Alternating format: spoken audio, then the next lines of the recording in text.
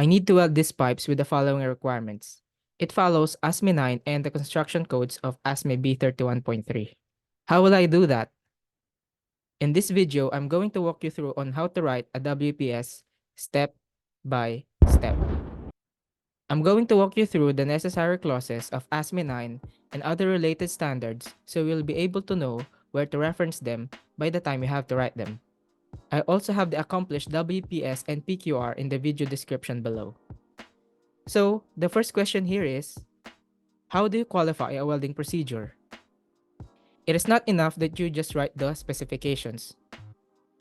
So first, you need to understand the application of the WPS. What industry will it need? The availability of resources? What is the capability of your welders? Something like that. Next is you need to write the draft procedure or a draft PQR. I'll explain later why you need to write a draft procedure first. After the procedure has been drafted, the qualification weld will have to be made and a test coupon must be taken out of that and appropriate mechanical tests be conducted. If that passed, then the variables that are written in the PQR can now be written in the WPS. First, let's recap what is the WPS and PQR. The WPS is a written qualified procedure that is provided to the welders for creating production welds. It is the list of the variables and specifications necessary for the creation of the said production weld. PQR, in the meantime, is the document that proves that the weld can be made with the specifications mentioned in the WPS, and it passed the acceptable mechanical properties. It is a record of the variables used leading up to that test. Here, we qualified the procedure and not the welder skill. The welder skill is qualified by what we call a welder qualification test or a welder performance qualification. In writing a WPS and PQR, you need to consider what welding process or processes you're going to use. This is the first thing that the welder will ask you, and different welding processes have different applications best suited for it. Next is the material grade and thickness. These are important since this will dictate what heat treatment you are going to use, what filler metal, electrode, also if you are welding same metals or dissimilar metals.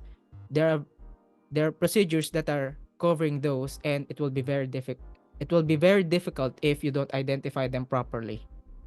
Toughness requirements is required for some metals that have high tensile strength or exposed to low temperatures wherein the ductile to brittle transformation phase may possibly be reached. This is the suggested format of PQR from QW483 from ASME 9. Now, ASME 9 does not prohibit the use of any format.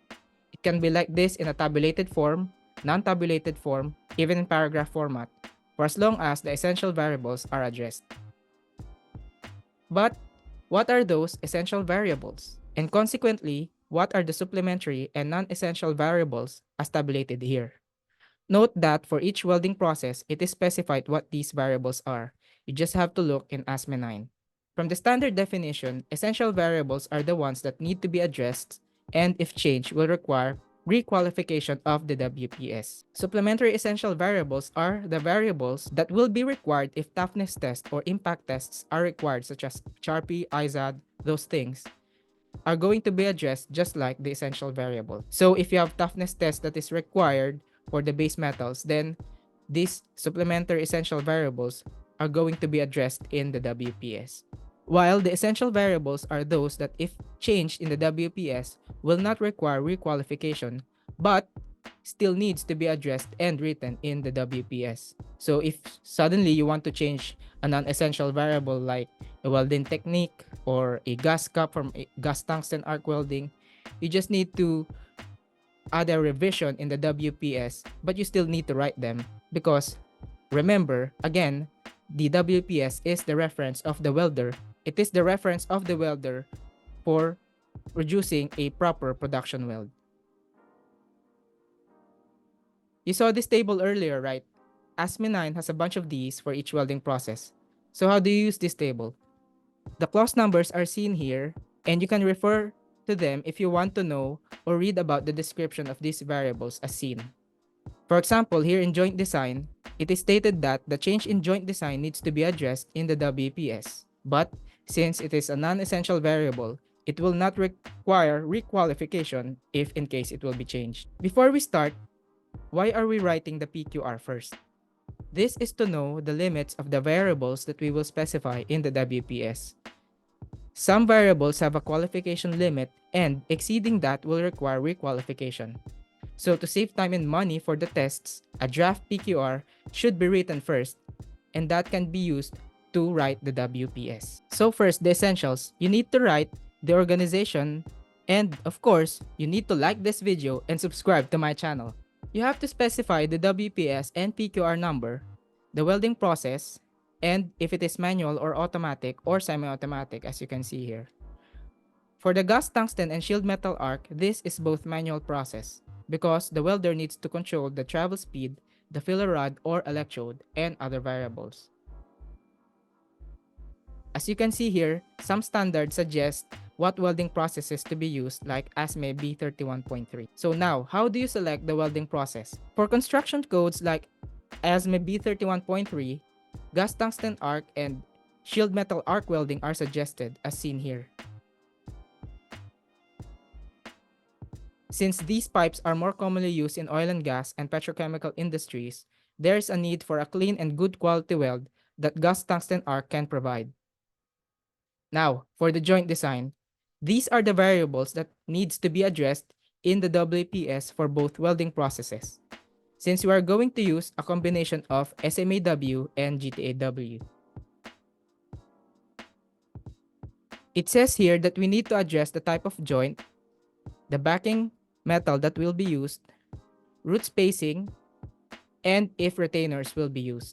So this is the joint design that we will be using in the draft procedure. Note that a drawing can be attached in this document to address this. Next, probably one of the most important part of the qualification is the base metal. Base metals have a couple of essential variables that needs to be addressed for gas tungsten arc welding and shield metal arc welding, as you can see here. First, let's dive with the P number.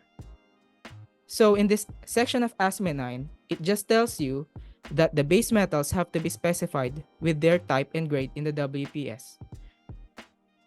For our purposes, we are going to weld ASTM A106 grade B unto itself.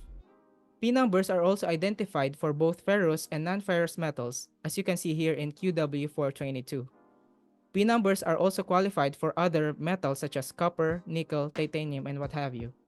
Now, if toughness tests are required, there is a consideration for the group number, as you can see here. Since our pipes will not be qualified for this is just a good information to know in case toughness test or impact will be required. These P numbers are created by ASME to group certain metals with very similar properties to reduce the sheer number of qualifications that will be needed. Because there are hundreds and hundreds of materials in the world, if you don't group these metals, you will have a lot or voluminous amount of qualification that will be needing to review that will not be beneficial for projects around the world. For example, if you weld a P1 metal to a P1 metal and the qualification test passed, you get the entire thing qualified. Even if it is dissimilar metals, let's say P1 to P8, you get the entire P1 metals and P8 metals to be qualified if the test passed. But if impact tests are required, you need to consider their group number among other things to be considered as well. There is a note here in ASME IX of qualifying everything and using them without considerations of the metal properties, service requirements, among others. Let's say for example a pipe. A106 grade B and A333 belong to the same P number, P1. But knowing that A333 is used for low temperature service, you cannot just substitute A106 to A333 haphazardly if say the service is LPG. There's still a need to consider the service requirements. You can't just use A106 because it is a P1 metal to another as a substitute because the qualification for that weld passed. You need to consider also the service requirements. Now, going back to the procedure, we can see that A106 belongs to P1 per table Q422. Since the pipes to be welded are of the same material, both the P1 variable can be indicated as seen. After the base material have been set, we can now look into the thickness. As seen here, both welding process indicated that the thickness needs to be addressed as an essential variable. The thickness of the test coupon and the diameter specified here is 6-inch Schedule 80 pipe. Why select this thickness and diameter? Since the base metal thickness is an essential variable, there is a range of thickness that can be qualified as seen here in QW451. The thickness we have specified here falls under this line, thus telling us that the qualified thickness can be from 5 mm to 21.94 mm, which is double the thickness of the coupon. So say if we weld thicker pipes, whatever the diameter, as long as it falls under this, it will still be qualified as long as the other essential variables are the same. For the filler metals, let us tackle first the essential variables of gas tungsten arc welding. Filler metals, similar with base metals, are classified into groups called F number. In the welding requirements, we have the filler rod as ER70SG, as you can see here, under SFA 5.18 for that AWS classification. These are the electrodes or filler rods used for both gas metal arc welding and gas tungsten arc welding. Thus, we can specify F6 for this filler metal, as you can see in the table. You can also download the SFA classification in the video description below. I already have tabulated that from AWS Filler Metal. QW404 specifies the deletion of or addition of filler metal, the filler metal form, and the deposited weld thickness as essential variables that needs addressing. More on the deposited weld metal and how to qualify them later. Next is the shielded metal arc welding electrode. As seen in the table, F number, A number, and the weld metal thickness are the essential variables. For the electrode used in SMAW, E7018 falls under SFA 5.1. By the way, E7018 is a low hydrogen electrode that is best suited to avoid hydrogen-induced cracking. Similar to P numbers, if you qualify a particular F number, all of the filler classification under that F number, let's say F4, will also be qualified. But ASME provided a note similar to the base metals. The metallurgical, heat treatment, and service requirements must be considered. A numbers, in the meantime, are defined as the chemical composition of the weld metal. This can be done by analyzing the chemical composition of the weld deposit as seen here for SMAW and GTAW. Since we are welding the same metals, it is safe to assume that the weld metals will be mild steel as well, provided that the filler metal specification also have similar properties.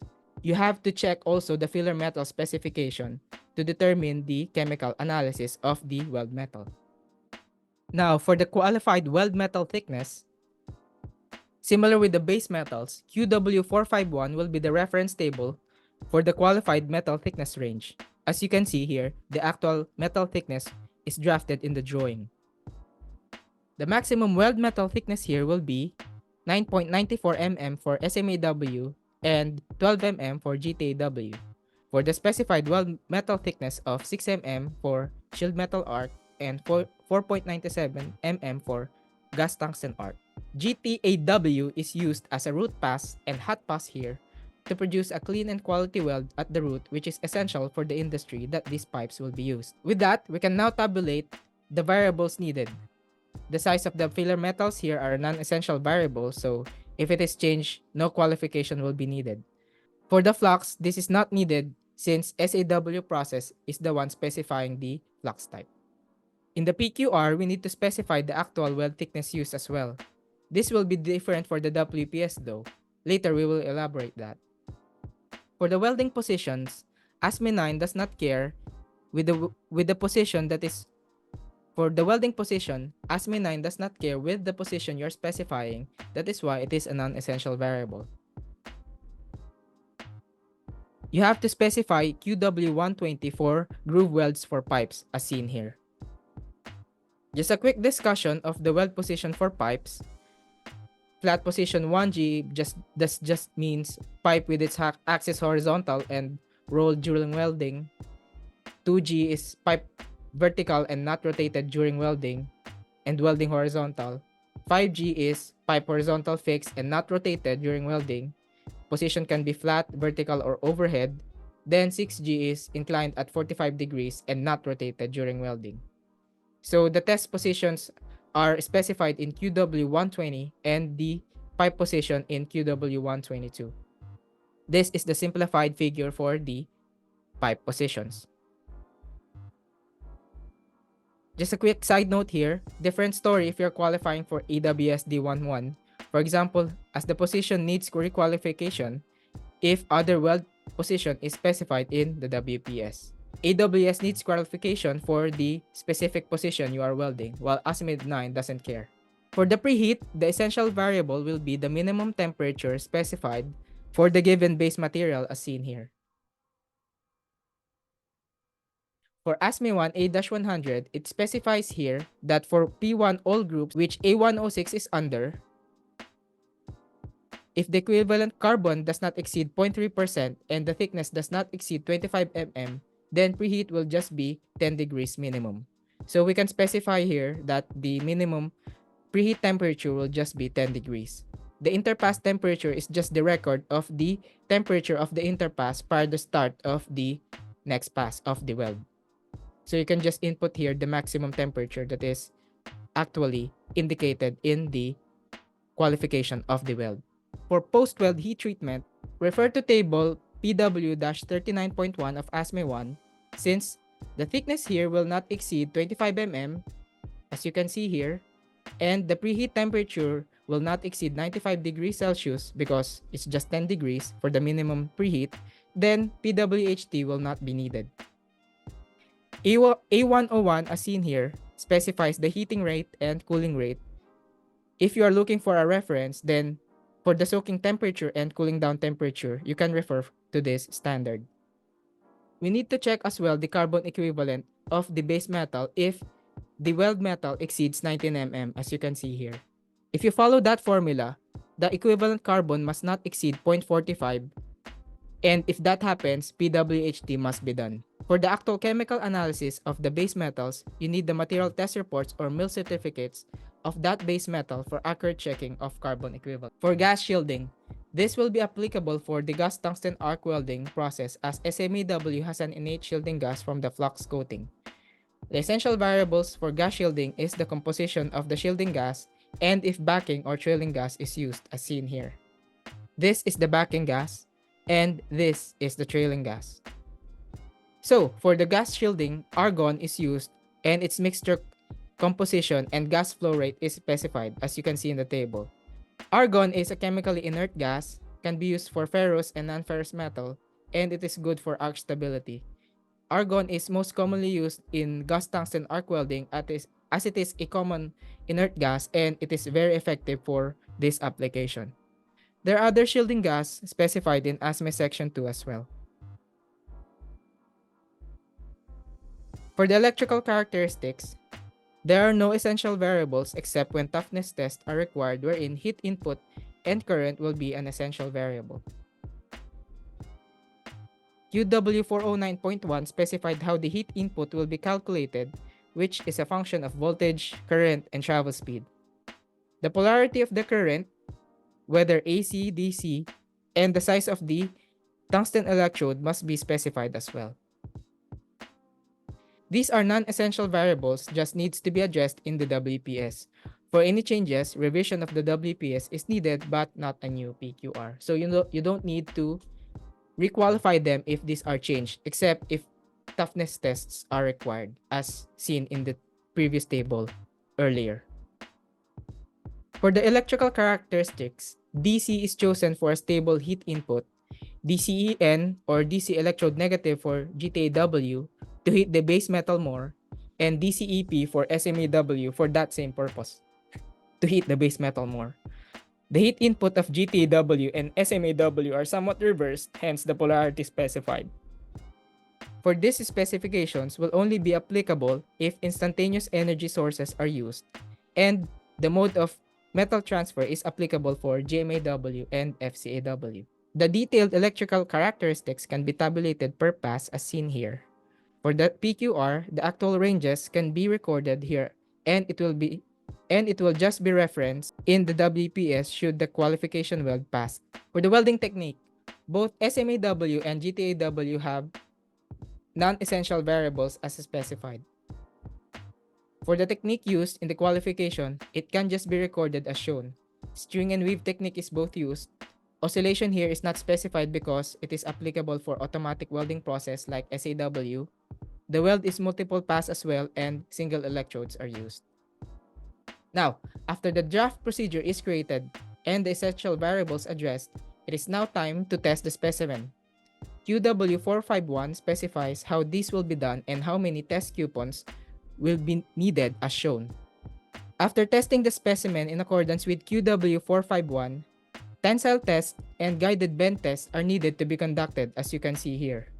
There is a clause in QW-451 here that allows for 4 side bend tests instead of the root and face bend tests. For the tensile test, the values must exceed the minimum allowable strength of the base metal as seen here. If you refer to ASTM A106, the actual values exceed the minimum specified here in the standard, 520 MPa versus 415 MPa minimum. So the test is passed.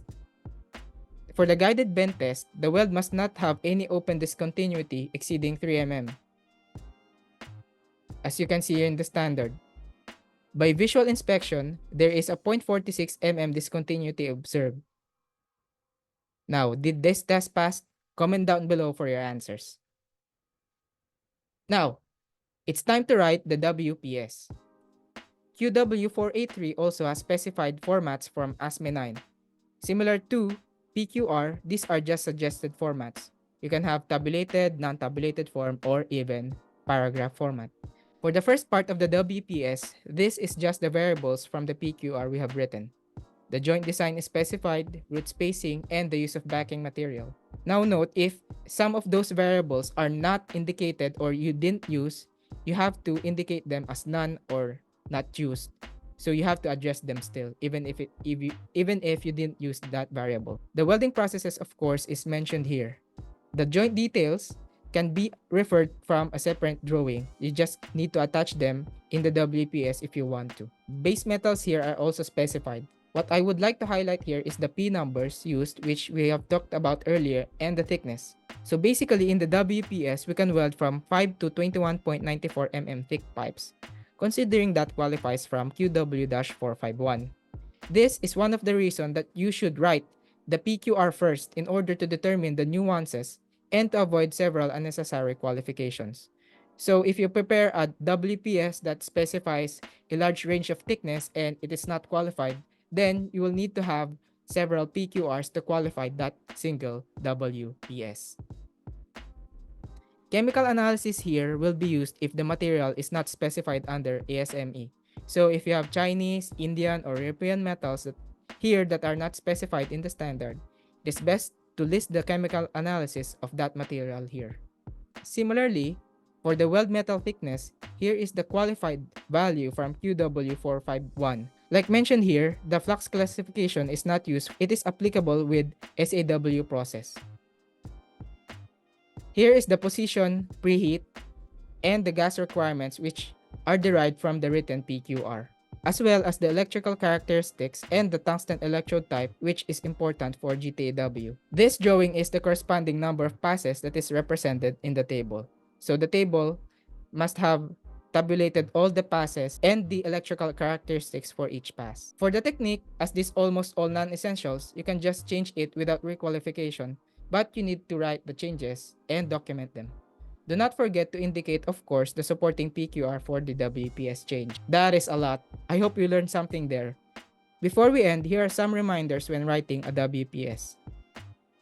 Address all essential variables. So the main reason why the WPS get sent back for review or re-review is that the essential variables are not addressed or they're not addressed properly. So you need to have them, or you need to ensure that these essential variables are written, or if they are not needed or if they are not going to be used in the WPS, you have to indicate them as well. If there are changes in the essential variables, require requalification.